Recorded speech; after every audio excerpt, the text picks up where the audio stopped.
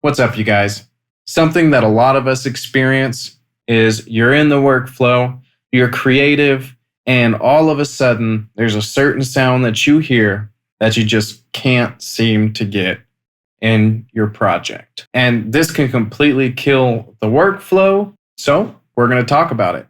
I am by no means an expert in sound design, but I will tell you the things I know and experience and do when working so that hopefully it can spark some creativity and help somebody else. This video is actually requested by one of my viewers, so thank you for engaging, and I'll try not to let you down. So the first two things I'm going to say before I get to any manipulation of audio. Number one is know your library, and number two is expand your library.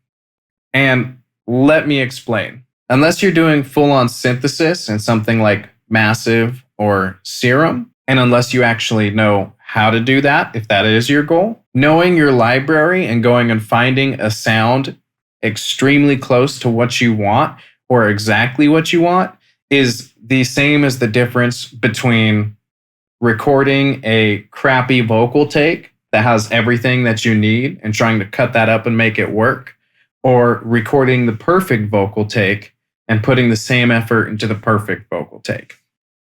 The perfect vocal take is going to sound better than the crappy vocal take, probably 99 times out of 100. Knowing your library and finding the right sound versus manipulating your way to that sound is going to give you a better result 99 times out of 100. Now, that being said, with the right envelopes and the right effects, you can turn just about any sound into just about anything. I mean, look at Foley artists. The stuff they do is ridiculous. However, knowing your library and expanding it, in my opinion, is one of the most important things. So, for example, for me, if I want Rhodes, I know I have some really great Rhodes that I've actually gotten on Serum. If I want to have some crazy, just out there symphony stuff, I know I've got the Project Sam orchestra set. If I want natural basses, I know I have them in my Contact 5. If I want some really good house stuff, I know I've got it in Massive. I've just gotten used to this library over such a long period of time that depending on what I'm hearing in my head, I know where to go and get it or get the closest to it. And if I don't have it and don't know where to go, that's where expand your library comes in. In my tools here, I actually have a button for Splice. Splice doesn't pay me, but for $7.99 a month, I can go grab any samples I might want or need at any random moment. And one of my favorite things is their presets. I can search for presets for Serum or Massive for things that I might not have. And that can give me a really close starting point to something that I'm heading towards, even if it's not perfect for what I need. So now that we've talked about those things, let's actually get into some sound design and some creative stuff to try and turn a sound into something that you actually want. I will open an instance of Massive, and we are going to talk about basic synthesis techniques because the concepts behind them are going to relate to just about any way that you can affect a sound.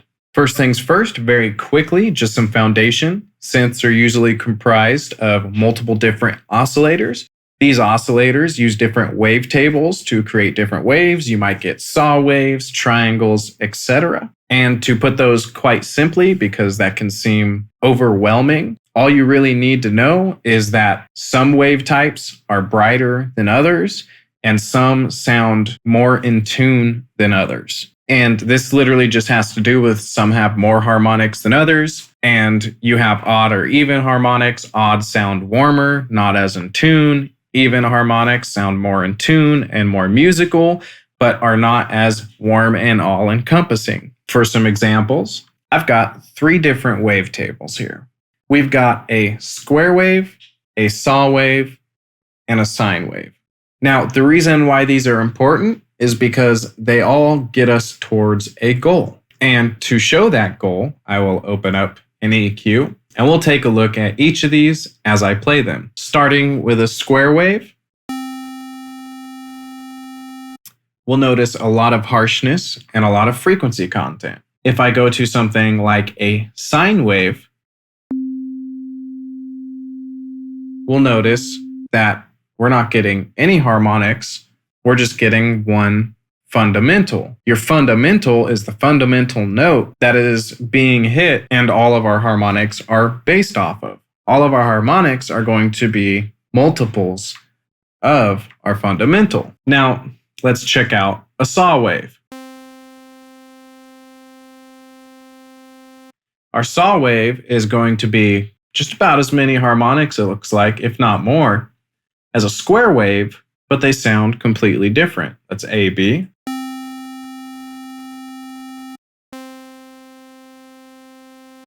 Right? So what's going on there? And now this is really important because when you're doing sound design, you're going to use a lot of saturation and a lot of distortion, which creates harmonics. These harmonics will shape your sound, and they're a tool we're going to use for trying to take a sound from something we hear to something we want to hear. Odd harmonics are going to be the analog saturation that you get that people talk about so much and love so much. Meanwhile, even harmonics are going to be a lot more musical, and the saw is going to contain a lot more even harmonics. I don't entirely remember if the saw is even and odd harmonics or exactly how that works out, but I know that a saw does have even harmonics in it, while a square wave has none. Now, the interesting thing about even harmonics is that you can push even harmonics so hard that you get rid of the fundamental. So if I'm playing this sine wave, I can add a wave shaper. I can go asymmetrical, meaning I can adjust both sides differently. And basically, this is the bottom wave. This is the top of the wave. This curve is input versus output. Without getting too deep into it, I'm taking all of the bottom part of the wave and I am just flipping it upwards. So anything under the middle line of our pulsing wave is getting flipped up. Now what's going to happen is as I move this up, we're going to get more even harmonics. And as I move it completely, we're going to actually even lose the fundamental. So let's give a demonstration.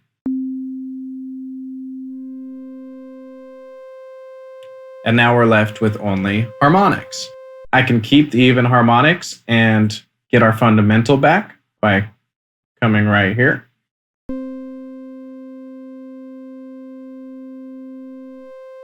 But as I go, it disappears. Now, on the other hand, something like a soft clipper is going to have an S-type curve. And we'll see it's going to add some harmonics up here.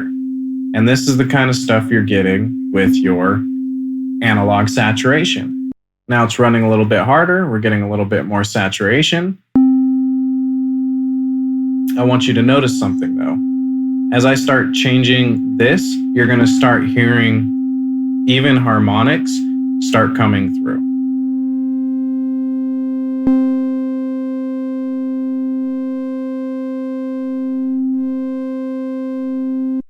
And so what's happening is whenever you have symmetrical distortion or symmetrical saturation, you're going to get odd harmonics. Whenever you have asymmetrical or not symmetrical distortion or saturation, you're generally going to start getting more of those even harmonics.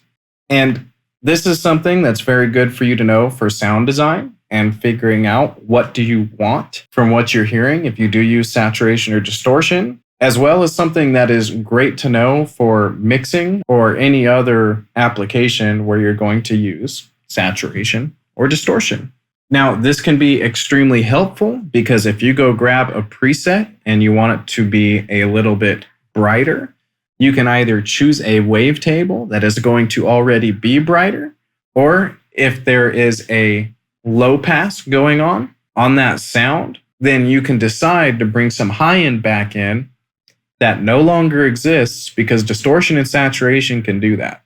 The high end that doesn't exist, you can bring in and decide, do I want even harmonics, odd harmonics, or a mixture of both? So if we go back to serum, we're going to go to the stab bass. There we go. So I want you to notice something going on with the stab bass.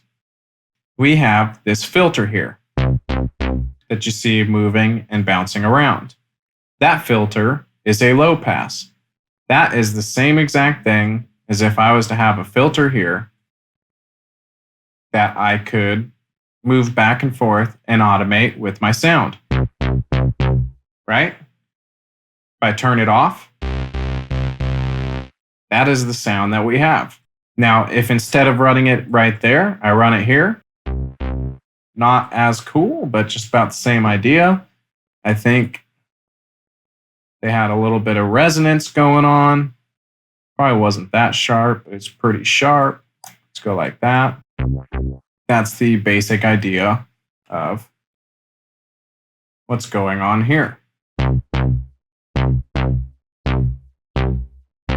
You can see we have our cutoff and it is turning up, coming down. We have some resonance. It looks like we've got some drive being added into that as well, which is going to be distortion. Now, what if we just completely had this cut off?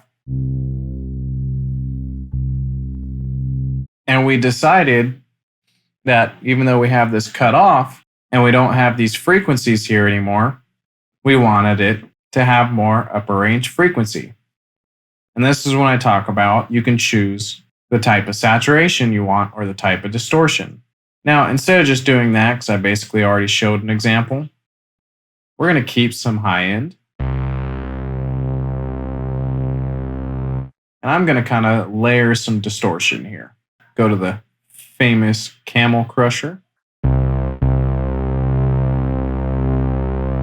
I really like that.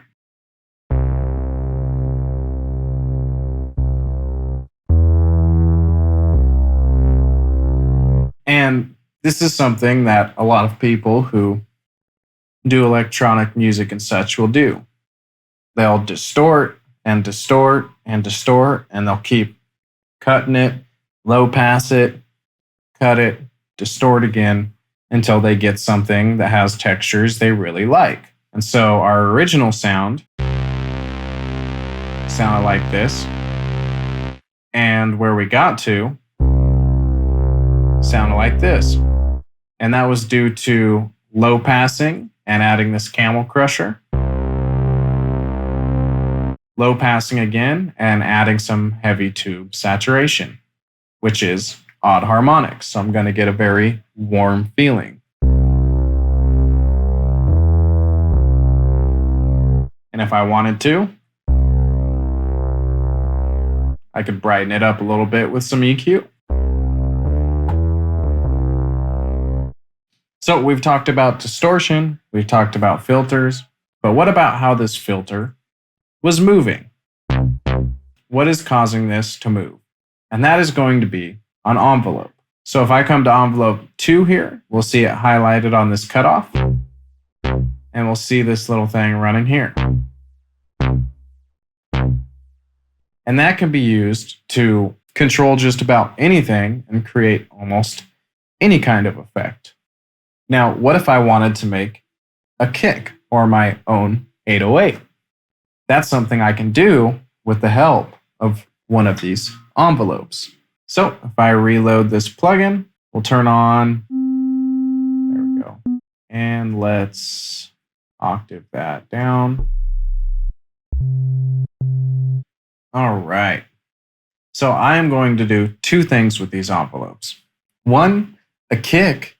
If you think about it, this is one of the things you're going to have to do for finding sounds and making them work, is what does a kick have? Or what does an 808 have? A kick or an 808 is going to have an impact and then its resonance. Its impact is almost always going to fill the entire frequency spectrum. You're going to have a lot of frequencies in there. Whereas the resonance, a kick is really low, a kick is really girthy. An 808, even more so. And so you're going to want a lot more low end. So to achieve this, I can take an envelope here and attach it to our semitones. And what I'm going to do is bring the sustain down so it's just an initial hit and then it drops. right? You can hear it there. And we will. There we go. There's that punch to the kick. Got a whole lot of frequencies coming in there. So if I EQ, you see that trailing from the top to down? That's what we want. If we added some distortion to that, we'd really fill the entire frequency spectrum, which we can do momentarily. Now for the actual volume envelope, we are full volume this entire time. A kick is not going to do that. It's going to be very percussive at the beginning and a lot less percussive at the end. So we can take our sustain down again, but our decay doesn't have to be as short, and our sustain can kind of stay up, give it a little bit of a release, right? That's a lot closer to the sound of a kick. Now, if I go to effects and add distortion,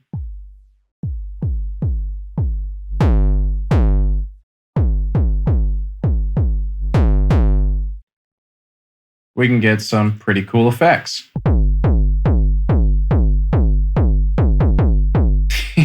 Some hard style going on in here. And again, what do we want? If I don't want that kind of distortion and I don't like it, I can go to something like an R bass and add a little bit of snap to the high end and maybe decide that I want some even harmonics. So run over to this Waveshaper, come here. I want to add some like that. And that has a good amount of saturation. Now, if I was doing an 808, I'd keep this sustain a little bit harder and I'd give it different distortion. But I think I want more of an actual kick. That's what I'm deciding right now. I'm kind of just winging this as I go. So I'm going to turn our decay down and turn off our sustain and give us just a kick like that. And then I'm at another sine wave just to run right underneath it.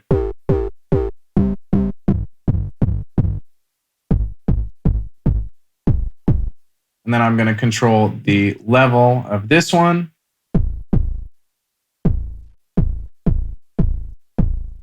With a different envelope because I want it to resonate more. I want that initial hit and then I want some resonance.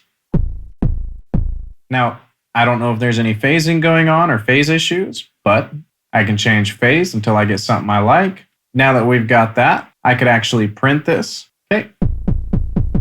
We can see from the even harmonics, our waveform is higher up instead of completely center. We can fix that by clicking remove DC offset.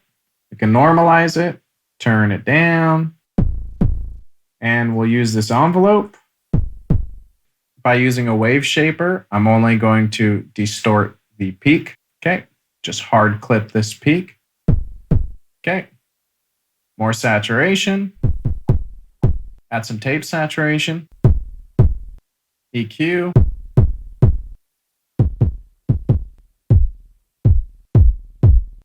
And then I printed this one more time.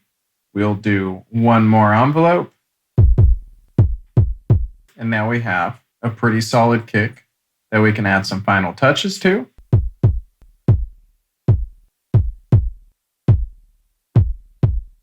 And there we are, a solid kick crafted out of nothing. And what I did there was an extreme version of getting what you hear in your head into your DAW.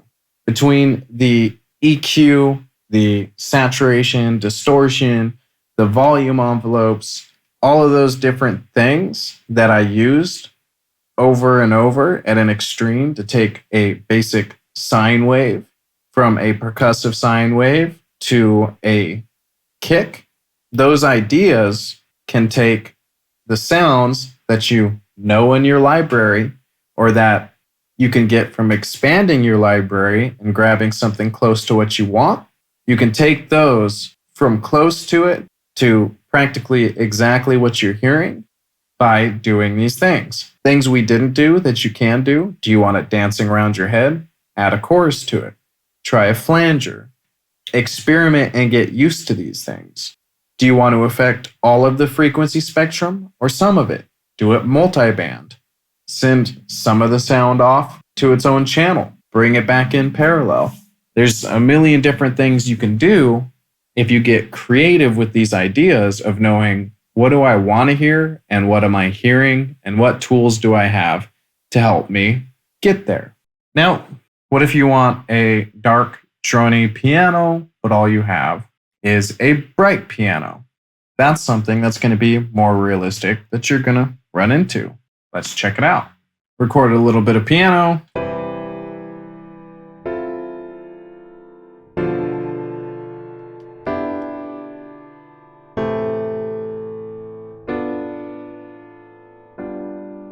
Now this is great. It's a little bit muddy. It has a little bit of the brightness, but let's see what we can do with it. First things first, I'll add an EQ, and we want just kind of dark and just atmospheric dark piano. Okay, we've got a lot of mud in the low end.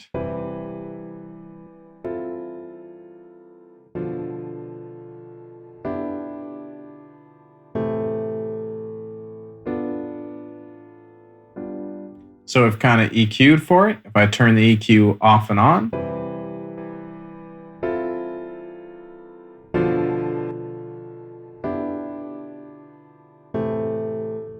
right? Now, what if we even added a low pass? So kind of dark and drony, but we've lost all the shimmer and just all of that's gone. So we want that dark, muddy dreariness, but we don't want to give up having some higher end presence. What do? Well, if you guessed we saturate or distort, you're correct. So let's try saturation before the EQ and saturation after the EQ and see the effect that we get. If we take a listen to having it before the EQ, we'll notice that we get a little bit of a change in the feeling of the piano, but we don't really get much more brightness because we're low passing. And so even though we're turning that brightness up, a lot of it is getting completely cut out. So if we listen before and after,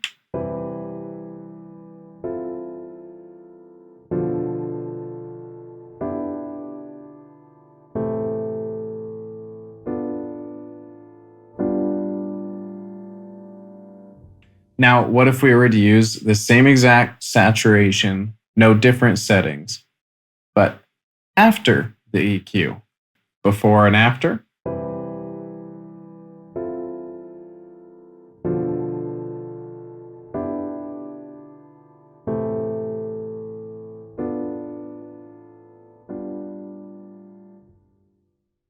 That one saturation knob wasn't enough. I added clean tube saturation as well as J37 tape saturation afterwards. And now we have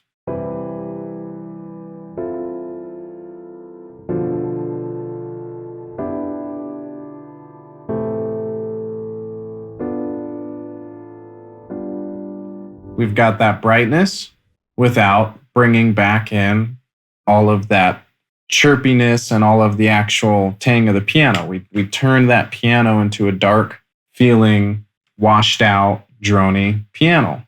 And we can finish that off with a small dip in the EQ to kind of take away some of the muddiness.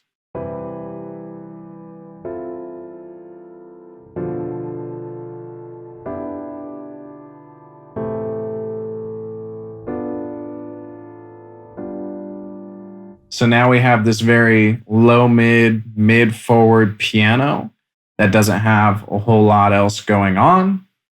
In my head, that's what I was hearing with the description I was giving. And so that's what we got. And so if we do a complete before and after,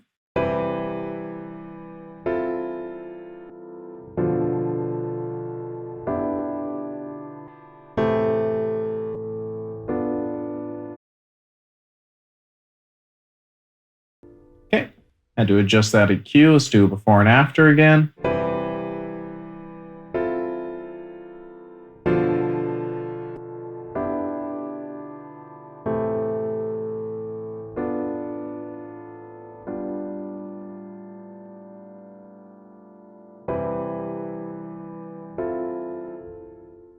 And that sounds great, but when I picture droniness, I also picture this being a lot wider. Let's go for an imager. Now that I've done that, I might even turn the center up more a little bit. Beautiful.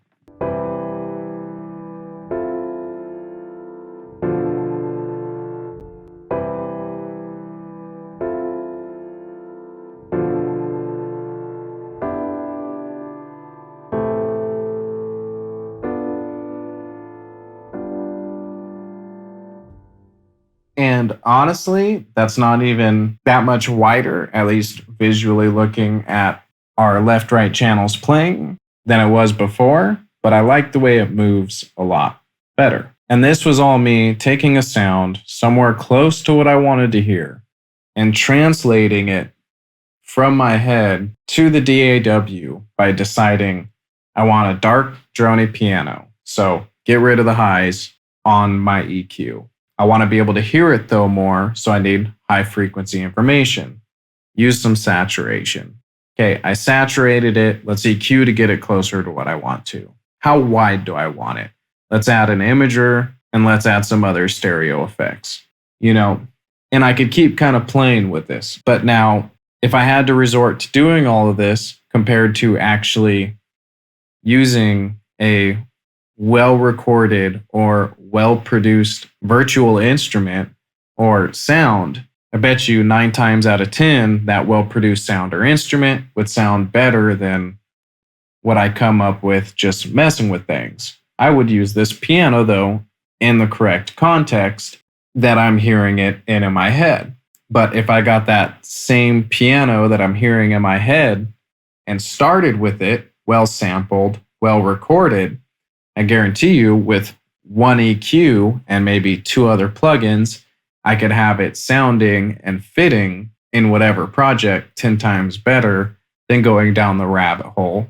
Now, if you want to get crazy and creative, in the same way I made that kick in the synth, you can take the low note of a piano, and because it has an initial impact and then it has a resonance, you can record that out, envelope it, add some effects, turn it into a kick. Or if you want a snare, you could probably play a bunch of high notes at once, just smack that baby, giving you a whole bunch of information. And you could probably distort that, run it into some envelopes, and create a snare. The possibilities are almost endless. Now, something else really cool. I've actually created an entire song this way, just for an entertainment video. If you take a sound and sample it out and loop it, you can actually create your own wavetables. Good enough. So, what we are going to do here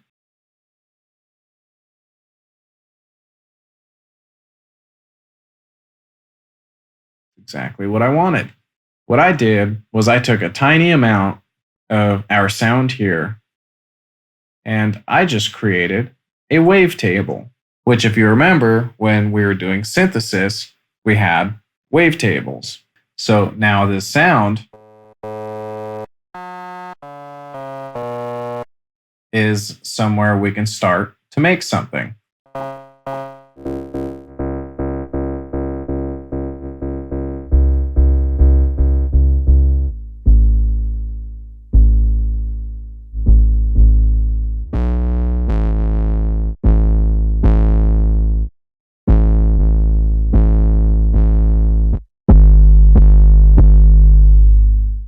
And just because we could, just like that, after some processing, we've got a dirty 808. If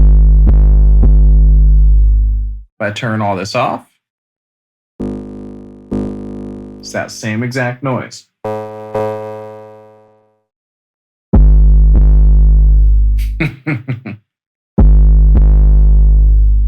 To run through it, just in case you want to stick with me, I hated that buzzing at the top, took it off with this low pass. Kind of even these out, raised up some bass, added an R bass, added another EQ to fill in where I felt things were missing and cut other stuff out, because I wanted mainly bass. Used max bass to fill in more harmonics upwards, and then used Saturn to smash it. Smack attack to add a bit of a kick. And my EQ to filter off a little bit of the high end, just kind of. And then one more Saturn to distort it to where I wanted it. So, in summary, getting a sound from your head to your DAW literally just means knowing your tools and knowing how they work. Understanding sound synthesis is an amazing thing to help, but overall, the thing that's going to help you the most is to know your library so you know where to reach for any type of sound, and expand your library every time you can't find a sound. Because it's always better to start with something high quality and work with that than to go overboard, making a million moves, trying to get to a sound that you want. Because every single one of those moves is another move that could have mistakes in it and give you a more off-balance sound, or something that's harder to work with than if you would have just downloaded something from something like Splice or other places that is already just right there, you know? So we went over different types of wavetables, how to create your own in FL Studio. We went over filter types and EQs. We went over saturation, distortion, envelopes, and how to use those envelopes for effects. We talked a little bit about stereo imaging, and really there's so much more than just the stuff I talked about, but that's because there's so much out there that can be used for specific things. If I want to add the kick to something and some punch to something, it's not just an envelope. I can use compressors. I can use transient shapers, which you saw. We barely even went over, talked about LFOs. You have peak controllers. There's a million different things that are available to you where you can do so much creative stuff to get what you're hearing to the DAW. So if that's something that you've been working on and trying to achieve, don't let it discourage you. As time goes and you gain more experience and get more familiar with your library and get more sounds, it'll stop being as big of a problem. This was all for demonstration purposes to try and help boost creativity and show what kind of things are possible. But really, the rest is up to you. So keep digging, keep having fun, and keep exploring, because that's really what's going to get you there. So I hope this was helpful. If you like this video, please like this video. If you have any comments, please comment. I always appreciate a subscribe. It's Warren with Scale Audio. Adios.